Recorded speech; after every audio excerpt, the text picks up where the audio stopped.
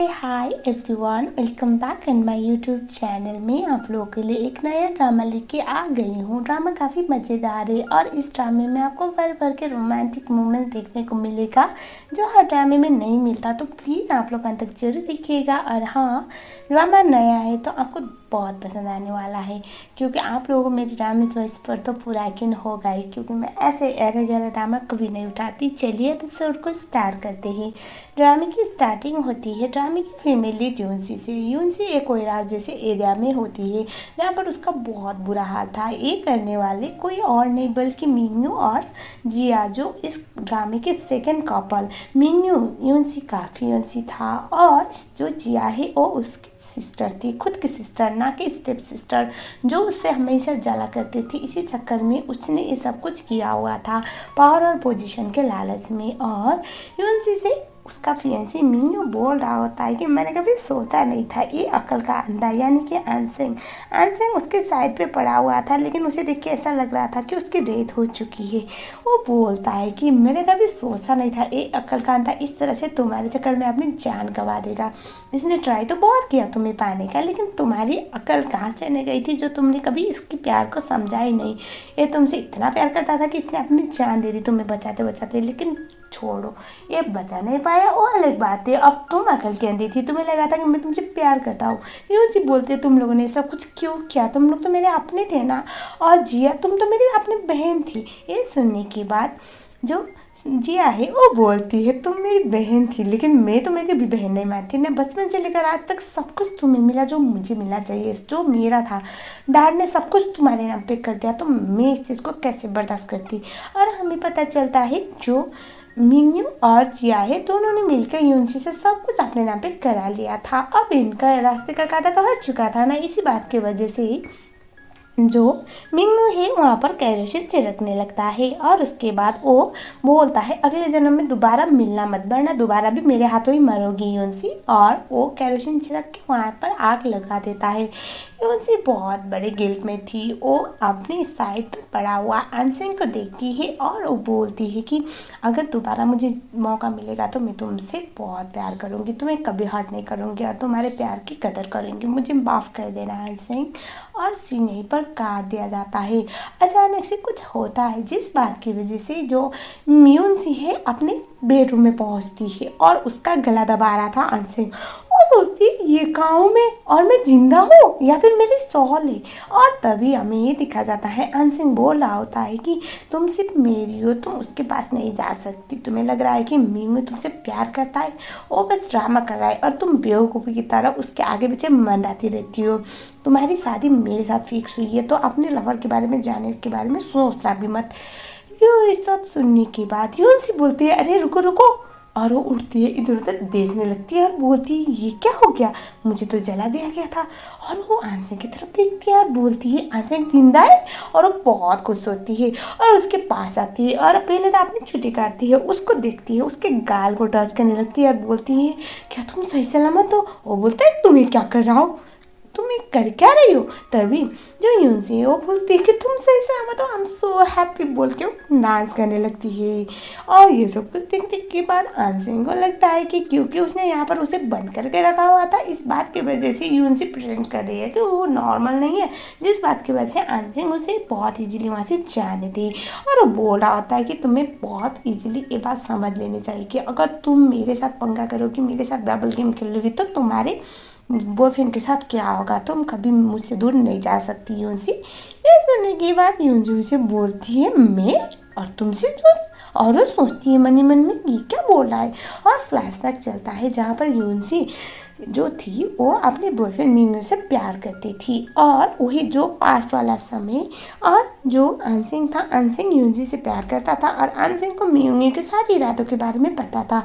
इस बात की वजह से वो कभी नहीं चाहता था कि यूनसी उसके पास जाए। पहले उसने ट्राई तो किया कि वो उसकी सच्चाई उसे बताए, लेकिन जो बिल्कुल नहीं करता, जिस बात की वजह से उसने उसे पूरी तरह से रूम में लॉक करके रखा हुआ था। मुझे उसे बोलती मैं तुमसे दूर क्यों जाऊंगी, मनी मन में सोचती है अगर सच्ची में मुझे ऊपर वाले ने एक मौका दिया है अपने लाइफ में की हुई गलती को सुधारने का, तो इस बार मैं तुमसे दूर कभी भी नहीं जाऊंगी और तुमसे इतना प्यार करूंगी जो कभी किसी ने ना किया हो। उसे बोलती है बेबी मैं तुमसे दूर क्यों जाऊंगी। उसे बोलती है मैं तो हमेशा तुम्हारे पास रहना चाहती हूँ, ठीक है, अगर तुम मुझे बंद करके रखना चाहते हो तो रख लो, अगर तुम मुझे हमेशा अपने बाहों में रखना चाहते हो तो रख लो, आई डोंट माइंड बोल के उसको हक करती है। अजय बोलता है तुम ये सब कुछ ड्रामा इसलिए कर रहे हो ताकि तुम मीनू के पास जा सको, मेरा भरोसा जीत के।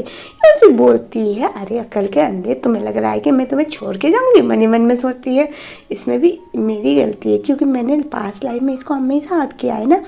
वो उसके पास जाती है, उसे किस करती है, बोलती है बेबी अब तो यकीन हो गया ना मैं हमेशा तुम्हारे साथ रहूंगी। तभी वहाँ पर आ जाते ही असिस्टेंट के आने की वजह से इन दोनों का जो रोमांटिक सा माहौल था वो थोड़ा awkward सिचुएशन में बदल जाता है। असिस्टेंट आके बोलता है कि आपको मिस्टर पे की पार्टी में जाना है। बॉस से सुनने के बाद यूजी बोलती है अरे वो तो मेरे पापा का पार्टी है, मुझे जाना है, रुको रुको साथ में जाएंगे बेबी, ऐसा बोलती है।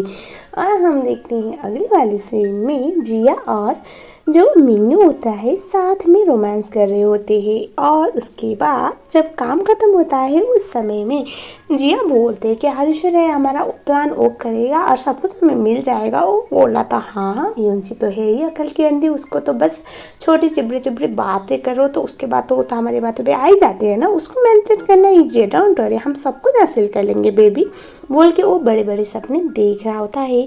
और हम देखते हैं अगले वाले सीन में यूंजी गाती है पार्टी पे और गाड़ी में जो यूंसी थी वो अंजी को बोलती है कि बेबी तुम यहीं पर रहो, पहले मैं जाती हूँ क्योंकि मेरे पार्टी है ना, मेरे मॉम डैड की पार्टी, तो मुझे 4 चांद लगाने दो। वो चली जाती है और हमें ये दिखाया जाता है जैसे यूंसी पार्टी में चली जाती है उस टाइम पे तो सब लोग यूंसी को देख के शॉक में होते हैं क्योंकि यूंसी ले इतना परेशान करके रखा हुआ था, पापा उससे इतने खुश थे नहीं क्योंकि उसने जो एन सिंह था उसके साथ रिश्ता तोड़ दिया होता है। और सब लोग इस बात की वजह से टेंशन में थे, गुस्से में थे, सबको लगता था ये उनसे बहुत बदतमीज है क्योंकि अब आंजी ये था शहर का सबसे बड़ा रीच आदमी जिसके साथ उसकी शादी होनी थी, लड़कियां मरती थी उसके लिए, लेकिन उसने तो उसे इग्नोर मार दिया ना और वो बस लड़ाई करती रहती थी। नॉर्मली उनसे को सब लोग अनफेथफुल डॉटर बोलते थे, मतलब एक बेवकूफ़ बदतमीज बेटी जो अपने माँ बाप की बातें नहीं सुनती। पापा बहुत गुस्से में थे क्योंकि उसने कल ही ये बात डिक्लेयर कर दिया था और साथ में उसने अपने आप को ख़त्म करने की भी ट्राई किया होता है। और इस बात की वजह से जैसे ही उनसे को वहाँ पर देखते हैं पापा डांटने लगते हैं, तुम यहाँ पर मुंह उठा के क्यों आई हो, तुम्हें शर्म नहीं आती, तुम ऑलरेडी हमारे खानदान का नाम बहुत ख़राब कर चुकी हो, तो अब क्या चाहिए। ये उनसे बोलती है नहीं पापा मुझे पार्टी में आना चाहिए ना, ये मेरी फैमिली की पार्टी है, आपको बुरा क्यों लग रहा है। खैर छोड़ो आपकी तो आदत है बोल के वो इग्नोर मारती है क्योंकि पापा ऑलरेडी स्टेप ममर उसकी सिस्टर की बात में बहुत आते थे और यूनसी ने भी तो कुछ बेवकूफ़ी कर दी थी जिस बात की वजह से उसके पापा नाराज होना वो लाजमी था। और हमें ये दिखाया जाता है यूनसी को देखने के बाद उसकी मदर यानी कि स्टेप मदर और जिया बोलने लगते हैं कि तुम यहाँ पर क्या कर रही हो, तुम तो अनसिन से रिश्ता तोड़ना चाहती थी ना, तुमने कितना एम्बैरेस किया, हमको पता है सब लोग कितनी बुरी बुरी बातें बना रहे हैं हमारी फैमिली के अगेंस्ट। ये सुनने के बाद यूनसी बोलती है कि किसने कहा मैं अनसिन से रिश्ता तोड़ना चाहती हूँ। ये सुनने के बाद जिया और उसकी मॉम बोलते हैं ऑब्वियसली हमें पता है तुम किसी और के साथ मुंह काला कर रही हो ना, इस बात की वजह से तुम अनसिंह से बिल्कुल भी शादी करना नहीं चाहती, तुम तो कितनी बार भाग चुकी हो घर से, वो तो अच्छा हुआ कि अनसिंह के लोग तुम्हें उठा के वापस लेके आते, वरना तो तुम तो हमारा नाम खराब कर चुकी हो बोल के बहुत बुरी बुरी बातें बोलने लगते हैं।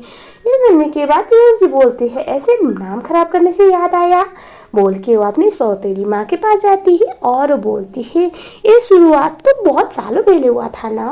और वो बोलती है लेट मी क्लियर समथिंग, सबके सामने बोलती है ये जो औरत यहाँ पर पड़ी हुई है ये मेरे पापा की दूसरी बीवी है और दूसरी बीवी इसलिए क्योंकि मेरे पापा ने इनको प्रेग्नेंट कर दिया था, जिया पैदा हो गई, वरना 25 साल पहले मेरी मॉम और डैड की शादी हुई थी जिनमें मैं ही पैदा हुई थी और जो भी ये प्रॉपर्टी है सब कुछ मेरी मॉम का है, तो टेक्निकली सब कुछ मेरा है, लेकिन मेरी सौतेली माँ मेरी सौतेली बहन लगी हुई है मुझे प्रॉपर्टी से बेदखल करने के लिए, इसलिए बार बार मेरे पीछे ऐसे मनगढ़ंत कहानी लगा के मेरी बदनामी करने में लगी पड़ी है, तो कृपया करके कोई मुझे परेशान ना करे क्योंकि मैं इतनी ईजी नहीं हूँ जिस तरह से आपको लग रहा है बोल के वो सबके सामने बोलती है। जो सुनने की बात तो वो तो शॉक में आ जाता है। और उसके बाद यूनसी की ये बातें थोड़ी सी थॉट प्रोवोकिंग थी, पापा को अच्छा नहीं लगता क्योंकि उसकी फेवरेट बीबी और उसकी बेटी को ऐसे कैसे बोल सकती है, जिस बात की वजह से यूनसी के पापा बोलते हैं तुम अब हद से ज़्यादा बोलने लगे हो। यूनसी बोलती है डैड आप भी मेरी बातों को कभी नहीं समझते, आपको लगता है हमेशा मैं गलत हूँ, आप कभी भी मेरे लिए वो अच्छी चीज़ें नहीं बोलते जो आप अपनी फेवरेट जिया के लिए बोलते हैं, तो मुझे भी सच बोलना पड़ेगा, सब कुछ मेरा है आपका नहीं था ना, ये सब कुछ मेरी मॉम और मेरी नानी का था। ये ऐसी बातें पापा को अच्छा नहीं लगता, वो बोलते हैं तुम बहुत बदतमीज हो गई हो, वो लाठी लेते हैं और बोलते हैं तुम्हें तो सबक सिखाना पड़ेगा, और उसे मारने वाले थे। यूनसी थोड़ी सी घबरा जाती है। उसी समय पे एंट्री लेता है आनसिंग उसके गले लगाता है जिसकी वजह से लग जाता है चोट आनसिंग को, और सब लोग डर जाते हैं। शहर के सबसे रिच मैन यानी कि यूनसी के होने वाले हस्बैंड को कोई लाठी मारे, कितनी बदतमीजी वाली बात थी ना, और सब लोग डर गए। और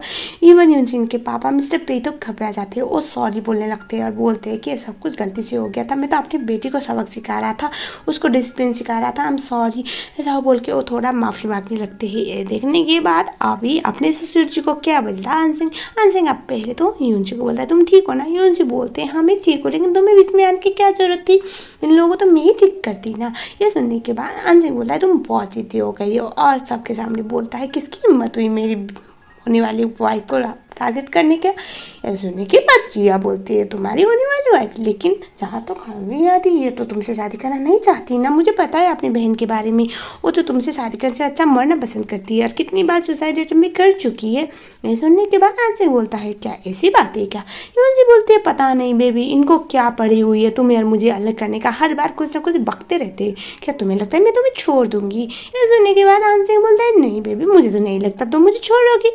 ये सुनने के बाद तो अब तो जिया का तो दिमाग खराब हो जाता है, ये चल क्या रहा है, स्पेशली जिया के मॉम का।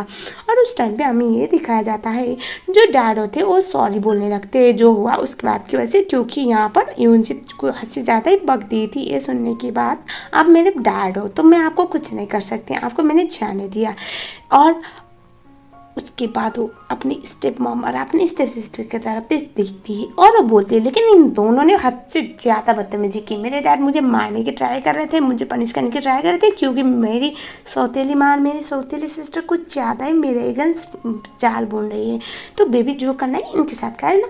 ये सुनने के बाद वो बोलता है अच्छा, और वो बोलते आगे आओ, और वो बोलता है अभी के अभी माफ़ी मांगो मेरी यूनसी से, वरना बहुत कुछ हो सकता है मिस्टर पे, भूल जाओ आपकी कंपनी के साथ क्या होगा। मुझे बोलते हैं हाँ हाँ कर दो इन लोगों का क्या है, ऐसे भी इन लोगों से कंपनी तो संभाला नहीं जा रहा, मैं कंपनी अपने अंडर ले लूँगी उसके बाद सब कुछ सही हो जाएगा।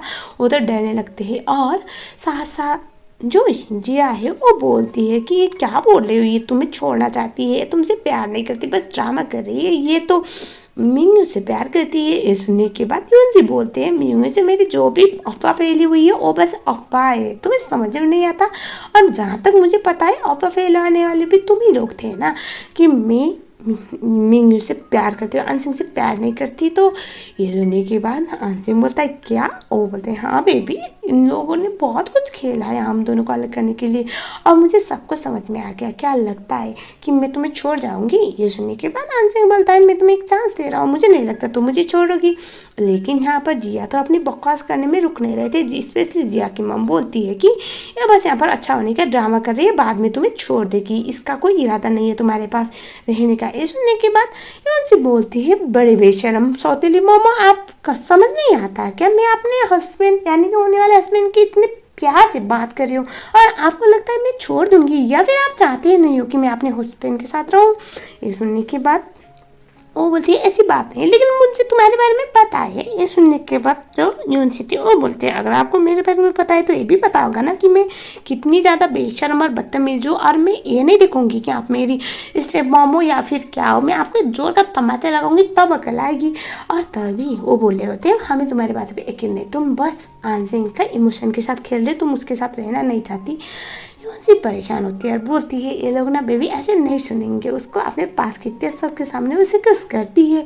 आनसिंग खुद ही शौक में थे और सब लोग यहाँ पर शौक में आते हैं, और जो यूनसी थी और बोलते हैं कि अब आप लोग है कि नहीं कि मैं आंसिन से ही प्यार करती हूँ और किसी और से नहीं। अगर दोबारा ये बात फिर से दोहराई गई तो उस टाइम पे आप लोगों के साथ क्या होगा वो आपको पता है ना। और आंसिन बोलता है अब अगर यूनसी ने बोल दिया तो उस टाइम पे कोई उसकी बातों पे डाउट करे मुझे पसंद नहीं है, ऐसा वो बोलता है। लेकिन यहाँ पर सौतेली माँ तो चुप होने का नाम नहीं ले रही होती है। ये सुनने के बाद तो यूनसी परेशान होती है और यूनसी की फ्रेंड ले बोलती है अब इसने सबके सामने किस तो कर दिया ना, अब आपको इससे ज़्यादा क्या चाहिए, क्या इसके अलावा कुछ और भी करके दिखाया गया, लेकिन वो अप्रोप्रिएट नहीं होगा। एक काम करो आंटी, आप इनके रूम में ना सीसीटीवी कैमरा लगवाओ, दिख जाएगा कि ये लोग क्या करेंगे। इसके ज़्यादा कपल है या नहीं कंफर्म करने के लिए आप अपनी बेशर्मी वाली हरकत करना बंद करोगी। हद होती है यूनसी को परेशान करने के लिए, आप कितना जलील करोगे यूनसी को, और बार आप ही गलत साबित होती है बोल के उसका मुंह बंद करती है। और आंजिन जो होता है वो बोलता है यूनसी के साथ अभी जो हुआ इस पार्टी में उसको सही करने के लिए मैं एक चांस दे रहा हूँ। कल तक सबके सामने पब्लिक के लिए तुम दोनों जाके माफ़ी मांगोगे, सबको बोलोगे कि यूनसी के अगेंस्ट जो भी अफवाह फैलाई हुई है वो झूठ है। वरना तीसरे दिन मैं आऊँगा और उसके बाद तुम लोगों की खैर नहीं, ऐसा वो बोलता है और पार्टी से वो निकल लेता है।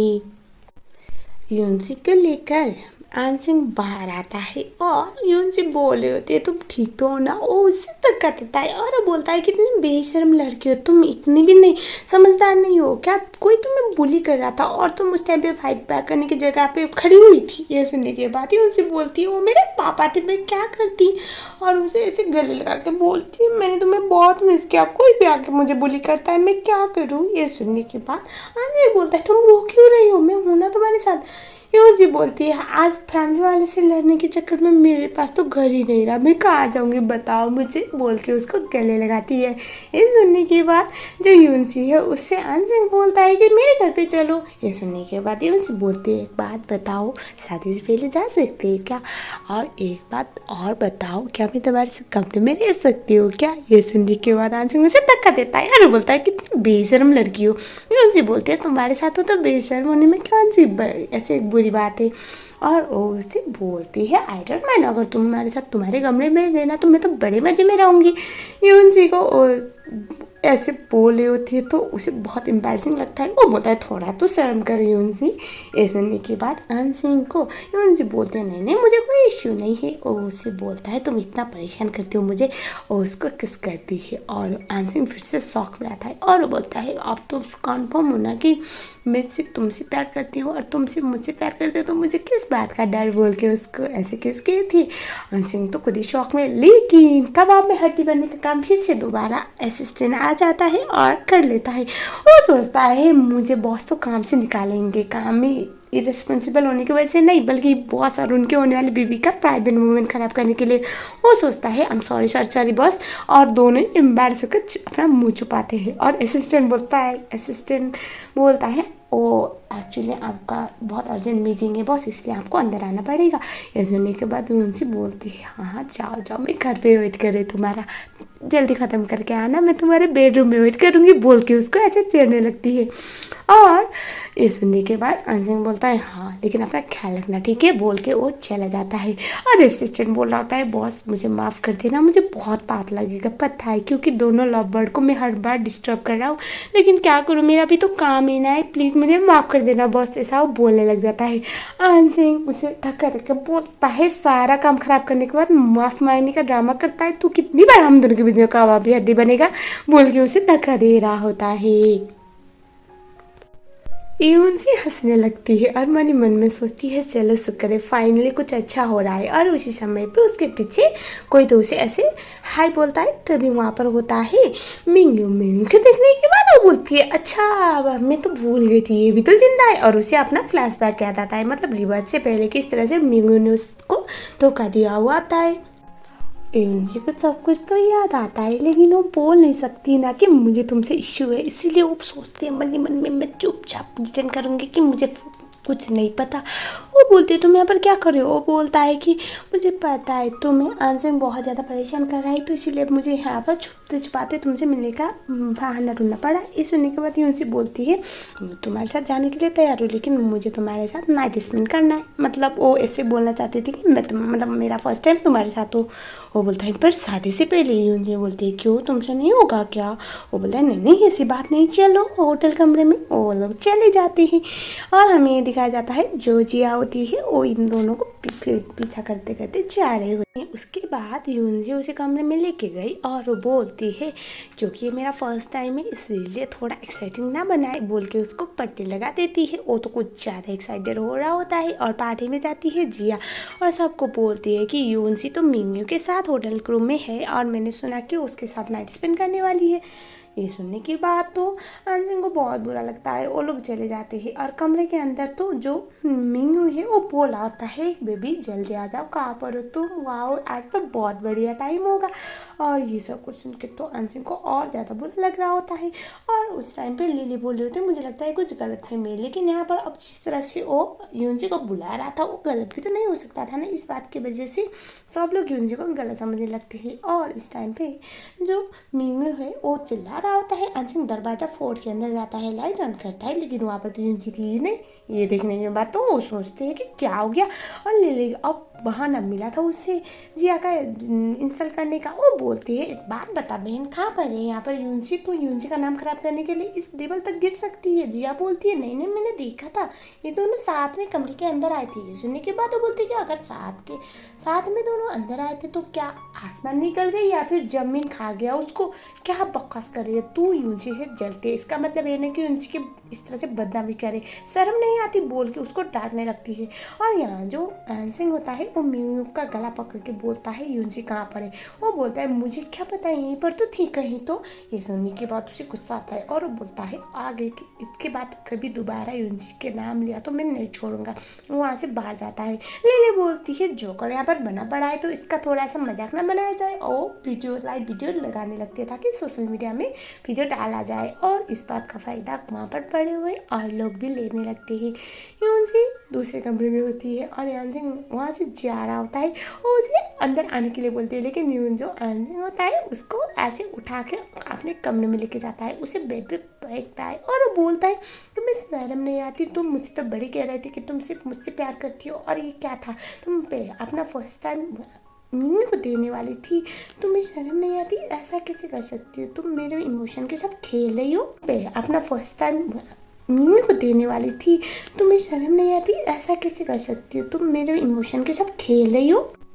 और आनसिंग तो बहुत बुरा फील कर रहा होता है। यूजी बोलती है तुम ऐसे रिया क्यों कर रही हो, मैंने कुछ नहीं किया, ट्रस्ट मी। वो बोलता है ट्रस्ट मी, तुम मेरे साथ अच्छा होने का ड्रामा इसलिए कर रही थी ताकि तुम चुपचाप मिंगू के साथ भाग सके, तुम ऐसा कर सकती हो मेरे साथ, मैंने कभी एक्सपेक्ट किया नहीं था। ये सुनने के बाद यूजी बोलती है अरे रुको रुको, तुम इतने ज़्यादा गुस्से में क्यों हो, काम डाउन, तुम्हें लगता है मैं तुम्हें हर्ट कर सकती हूँ। आई नो पहले मैं बहुत बड़ी गधी थी, एक तरह की गधी बेवकूफ़ और अकल की अंधी थी, अभी नहीं। और मैं उसको कमरे में इसलिए लेके गई थी ताकि थोड़ा सा उसका मजाक बनाया जाए, और तुम्हें लगता है मैं उसके साथ उसे मैं हाथ भी लगाने दूंगी, छी तुम्हें लगता है मेरा ऐसा स्टैंडर्ड है, मैं तुम्हारी होने वाली बीवी हूँ, तुम्हें ऐसा लगता है। वो थोड़ा सा शांत होता है तो वो बोलता है अगर ऐसी बात है तो तुम उसको कमरे में क्यों लेके गई थी और ऐसा क्यों बोला था कि तुम उसके साथ नाइट स्पेंड करना चाहती हो। मुझे बोलती है कि चल भाई मैं तुझे जोकर बनाना चाहती हूँ, कमरे में लेकर बोलती तो चला जाता, नहीं जाता ना, इसीलिए ऑब्वियसली तुम्हें इतना समझ में नहीं आता, तुम मुझ पर बिल्कुल भरोसा नहीं, तुम्हें अपने प्यार पर भरोसा नहीं है, कितने बेशर्म इंसान हो तुम। ये सुनने के बाद वो बोलता है नहीं ऐसी बात नहीं है। यूनजी उसके अपने पास खींचती है और बोलती है आई नो मैंने पहले बहुत गलतियाँ की है, मैं एक नंबर की गधी बेवकूफ़ स्टूपिड थी, लेकिन अभी नहीं, मैं तुमसे बहुत प्यार करती हूँ और मैंने जो भी पास्ट में गलतियाँ की है मैं सब कुछ सही करना चाहती हूँ और मैं वही ट्राई कर रही हूँ। और ये बात याद रखना दुनिया इधर से उधर हो जाए लेकिन मैं तुम्हें कभी भी हर्ट नहीं करूँगी, मैं तुम्हें कभी भी धोखा नहीं दूँगी, क्या तुम मुझ पर एक बार ट्रस्ट करके देख सकते हो प्लीज़। वो बोलता है क्या मैं कर सकता हूँ ट्रस्ट, वो बोलते हैं हाँ। प्रॉमिस मैं कभी हर्ट नहीं करूँगी तुम्हें। मैं अपने मॉम की प्रॉमिस लेती हूँ, मेरे मॉम और मेरी नानी माँ, तुम्हें पता है ना मैं दोनों को कितना प्यार करती हूँ। ये सुनने का तो बोलता है अगर कोई और होता तो मैं शायद ट्रस्ट ना करता, अगर तुम हो तो मैं तुम्हें एक चांस देने के लिए तैयार हूँ। वो उसे हक करते बोलते तुम दुनिया में सबसे बेस्ट हो, इसलिए मुझे तुमसे इतना प्यार है बोल के ऐसे हक कर रहे थे, हक कर रही थी। हक करना ये अलग बात था, लेकिन यहाँ पर यूंची उसके कुछ ज़्यादा ही करीब गई थी। उसने रियलाइज़ नहीं किया, लेकिन आन सिंह तो अपने आप को कंट्रोल नहीं कर पाता, उसकी तो सांस चढ़ गई थी। यूंची बोलती क्या हुआ आन सिंह, तुम ऐसे क्यों रिएक्ट कर रही हो। ये सुनने के बाद यूएनसी को आन सिंह बोलता है नहीं नहीं मुझे थोड़ा अजीब महसूस हो रहा है। ये सुनने के बाद वो बोलते तो क्या करूँ मैं। ये सुनने के बाद आन सिंह बोलता है थोड़ा दूर जा सकती हो। उसके और करीब जाके बोलती है नहीं मैं तुमसे दूर तक क्यों जाऊँगी, और उसको ऐसे जोर से गले लगाती है, उसके गाल पर किस करती है और बोलती है ये सही है। ये सुनने के बाद तो आन सिंह तो पूरी तरह से होपलेस नर्वस फील करने लगता है, और वो बोलता है प्लीज़ यून से डोंट डू दिस। यून से तो रुकती नहीं है, उसको गले लगा के बहुत नज़दीक होने लगती है, और जो आन सिंह था उसको अपने पास लेके बोलता है सच्ची में तुम ये हरकतें करना बंद नहीं करोगी ना तो मैं अपने आप को रोक नहीं पाऊंगा। उसको पुश करता है बेड के तरफ, दोनों एक दूसरे के काफ़ी करीब आते हैं। आन सिंह उसे प्यार से हक करता है और बोलता है थोड़ी देर मुझे ऐसे रहने दो ताकि मैं अपने आप को शांत कर सकूं, बोलता है। ये उनसे हंसने लगती है और उसे ऐसे गले लगा के उसे सहलाने लगती है। सुबह वाला सीन जहाँ पर आन सिंह ऐसे अपने हाथों को इधर उधर कर रहा था, कल रात ढंग से ना सोने की वजह से उसको थोड़ा अजीब महसूस हो रहा होता है। असिस्टेंट बोलता है बॉस को इश्यू है, आप ढंग से सो नहीं पाए थे क्या। वो बोलता है हाँ मैडम ने कल रात हक किया था ना इसी वजह से। ये सुनने के बाद आन सिंह को यूं सी बोलती तो मैंने गले ही तो लगाया था ना, कौन सा उससे ज़्यादा ऐसे बोलने वाली होती है। उसके मुंह में ब्रेड घुसा देता है ताकि बंदी उससे ज़्यादा ना बोले, क्योंकि यूं से तो ठहरे बेशरम वो तो कुछ भी कहीं भी कुछ भी बक देती है और आन सिंह को मुँह छुपाना पड़ता है। वो सोचते हैं चलो कोई बात नहीं, इससे एंटी रोमांटिक बंदा मैंने देखा नहीं। और अगले सीन में देखते हैं यूं से अपनी फ्रेंड के साथ होती है लेली। लेली बोलती है फाइनली मैं बहुत खुश हूँ, दुनिया को पता चला कि जिया एक नाजायज़ बेटी है और तुम रियल बेटी हो, और साथ में तुम्हारा जो बदनामी हो रहा था वो भी क्लियर हो गया। एक बात बता क्या सच्ची में तू आन सिंह से शादी करने वाली है। वो बोलते हैं हाँ पहले मैं एक नंबर की गधी थी बेवकूफ़ थी लेकिन अभी नहीं हूँ ना। इसने कहा तो तू बहुत खुश होती है। वो खुश होकर डांस करने लगते हैं, बोलते हैं फाइनली तुझे तेरा सच्चा प्यार मिल गया, फाइनली तेरी अक्ल आई। मैं तो पहले से ही चाहती थी कि तू आन सिंह से शादी करे। वो बोलते हैं आई नो पहले मैं थोड़ी सी बेवकूफ़ थी लेकिन अब नहीं, अब मुझे अक्ल आ चुकी है। ये सुनने के बाद वो बोलती है तो अब क्या। वो बोलते हैं नहीं नहीं थोड़ा सा मज़ा लेने दो ना, इन लोगों ने मुझे जो परेशान किया था उसका थोड़ा सा तो हर्जाना भुगते। वो कॉल करती है मीनू को बोलते हैं क्या तुम मुझे सेंट्रल प्लाजा में लेने आ सकती हो। वो बोलते हैं हाँ। वो भाग के आता है और उसकी दोस्त लेली बोलती है चल क्या रहा है, अभी तो बोल रही थी कि तू मीनू से नहीं बल्कि आन सिंह से शादी करेगी। ये सुनने के बाद जो मीनू जो यून सी थी वो बोलते नहीं नहीं देखते जाओ होता क्या है। वो आता है भाग के और वो बोलता है तुमने मुझे बुलाया। यून से बोलते हैं आई एम सो सॉरी कल मुझे वॉशरूम लगा और वॉशरूम गई और जैसे मैं वापस आई तब तक वहाँ पर कितना कुछ हो चुका था और मैं पकड़े नहीं जाना चाहती थी। वो बोलता है कोई बात नहीं बेबी, वरना अगर कल तुम पकड़ी जाती तो हमारा प्लान सक्सेसफुल हो, हमारा प्लान सबके सामने आता ना। कोई बात नहीं मैं इतना तो हैंडल कर सकता हूँ ह्यूमिलेशन। ये सुनने के बाद वो बोलती है तुम कितने प्यारे हो। वो बोलता है आई नो मैं आन सिंह तो आंसर से तो लाखों गुना बेटर हूँ। जो सुनने के बाद लेले को तो वॉमिटिंग होने लगी थी। वो ऐसे एक्ट भी करती है लेकिन दिखाती नहीं है। और उसके बाद वो बोलती है बेबी चलो शॉपिंग करने। वो बहुत महंगी ज्वेलरी शॉप में जाती है और वहाँ पर ढेर सारे रिंग सेलेक्ट करती है। और जब पैसे देने की बारी आई वो बोलते हैं मुझे वॉशरूम लगी, अब भाग के जाती है। उसकी दोस्त उसके पीछे पीछे जाती है। वो वेट करता रहता है। तो यहाँ पर तो यूं जी वापस आती नहीं, जिस बात की वजह से जो शॉप ऑनर थी वो बोलती है कि शॉप को बंद करने का टाइम आ गया तो आप पे कीजिए क्योंकि आपकी गर्लफ्रेंड तो आई नहीं। वो बोलता है नहीं आ जाएगी लेकिन अब लेट हो चुका था। वो बोलती है अगर आपने पे नहीं किया तो हमें पुलिस को बुलाना पड़ेगा। वो बोलता है कितना है तभी 10 मिलियन तो इसके पास 40 कौड़ी नहीं थी। और वो बोलता है नहीं मेरे पास इतने पैसे हैं नहीं। ये सुनने के बाद वो बोलता है कि अभी कभी पुलिस को बुला लेंगे। पुलिस को बुलाकर वो लोग उसको वहाँ से उठा के फेंकवा देते हैं। और ये देख के तो यूंशी और लेले इतने मज़े लेने लगते हैं, हंस हंस के पागल हो जाते हैं। यूनसी घर पे जाती है, वो देखती है वहाँ पर तो रिंग का तो मेला लगा हुआ था। वो असिस्टेंट को पूछती है, एक बात बताओ, आज कोई शॉप लूट के आए हो क्या तुम? ये सुनने के बाद वो डरता है और वो बोलता है, नहीं मैम, लेकिन आज सर कुछ ज़्यादा ही गुस्से में है। ये सुनने के बाद वो बोलता है, क्यों, तुम्हारे सर का अचानक मूड क्यों खराब हुआ? डर मैं हूँ ना, सही कर दूँगी मूड। ये सुनने के बाद वो बोलता है, उन्होंने आज देखा आप मैंगो के साथ एक शॉप पे गई थी जहाँ पर आप रिंग सेलेक्ट कर रही थी, उनका मूड सही नहीं है मैम, आप ऐसा क्यों करती हो? आपको पता है बस कितने सेंसिटिव है। तो सुनने का तो बोलते हैं कि डॉक्टर मैं हूँ ना, मेरा जलवा ही ऐसा है कि मैं उसको 2 सेकंड में सही करूँगी। ये सुनने के बाद वो बोलता है कोई बात नहीं, वो उसके मुंह पे रिंग फेंक के भाग जाती है।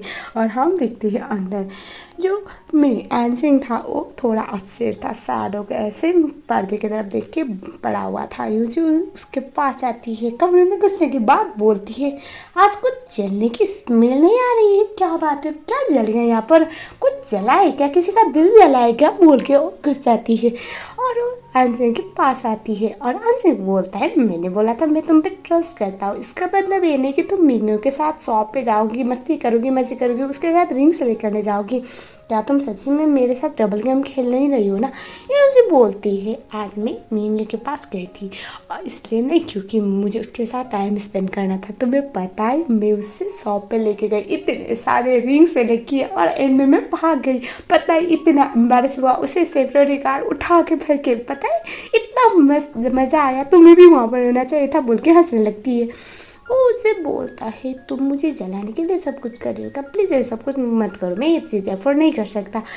यूनसी बोलती, क्या बोल रहे हो? वो बोलता है, हाँ मुझे ये सब कुछ पसंद नहीं है और मैं आज बहुत सैड हूँ। यूनसी बोलती है, मुझे लगता है आज तो कुछ हर्ट करना पड़ेगा। अब ठीक है, मैं तुम्हें मना नहीं सकती लेकिन तुम्हें रिझा सकती हो। वो चुपचाप जाती है बेड पे, अपने हैट ओपन करती है, अपने शूज़ ओपन करती है, बेड पे बड़े सीरियसिंग पोज पे बैठ जाती है। ये जो अनसिंह था उसके तरफ देख के बोलने वाला था कि मुझे तुमसे बात करनी पड़ेगी, लेकिन वो देखता है मैडम तो उसे कुछ ज़्यादा ही सीरियसिंग तरीके से देख रही थी उसी को। अनसिंह बोलता है, डर क्या रही हो? ये सुनने के बाद वो बोलते हैं, कुछ नहीं, तुम्हें रिड्यूस कर रही हो, तुम नहीं हुई क्या, कैसे इमोशनलनेस आदमी हो। ये सुनने के बाद तो शौक में वो बोलते हैं, देखो मैं तुम्हें मना नहीं सकती, तुमसे सॉरी नहीं बोल सकती, तो तुम्हें ये चीज़ कंफर्म करवा सकती हूँ कि मैं सिर्फ तुम्हारी हूँ और तुमसे प्यार करती हूँ और उसके लिए मैं कुछ भी कर सकती हूँ। ठीक है, आज तुम्हारे साथ नाइट स्पेंड करना है तो कर लूँगी, ताकि तुम इतना तो श्योर होगे ना कि मैं सिर्फ तुम्हारी हूँ, तुम्हारे पास रहना चाहते हो, तुमसे प्यार करती हो और मेरा दिल और मेरी बॉडी सिर्फ तुम्हारी है, बोलकर उसको अपने पास खींचती है, उसको किस करने लगती है। दोनों थोड़ा सा इमोशनल हो गए थे, लेकिन बाद में अंशु मुझे धक्का देता है और वो बोलता है, मैं नहीं कर सकता। अंशु बोलते, क्यों नहीं? वो बोलता है, हम दोनों की शादी नहीं हुई है और ये सही नहीं है, अप्रोप्रिएट नहीं है। ये मुझे सोचती है कि ज़माने के बुढ़े से मेरी शादी होने वाली है, कितना अनरोमांटिक बंदा है। वो बोलते हैं, अच्छा खासा माहौल तुमने स्पॉइल कर दिया। वो सुनने के बाद अंशु बोलता है, हम दोनों की शादी नहीं हुई तो ये सब कुछ करना सही नहीं है। ये सुनने के बाद अंशु बोलती है, तो एक ही सॉल्यूशन है। वो बोलता है, क्या? मैं तुमसे शादी करना चाहती हूँ। ये सुनने के बाद वो बोलता है, क्या सच्ची में? अंजन बोलते हैं, हाँ, अगर तुम मेरे साथ हो, तुम मुझसे प्यार करते हो, मैं तुमसे प्यार करती हूँ, उस टाइम पे दांसू हम दोनों साथ सो नहीं सकते क्या? ये क्या बात हुई? तुम इतने अनरोमांटिक हो, तुम्हें लगता है कि अगर हम दोनों साथ में नाइट स्पेंड करेंगे तो गलत हो जाएगा। अंजन बोलता है, मैं तुम्हें हर्ट करना नहीं चाहता। यूं बोलती है, अरे पागल आदमी, दोनों एक दूसरे से प्यार करते हैं, दोनों नाइट स्पेंड करते, तो उसमें हर्ट होने वाली कौन सी बात है?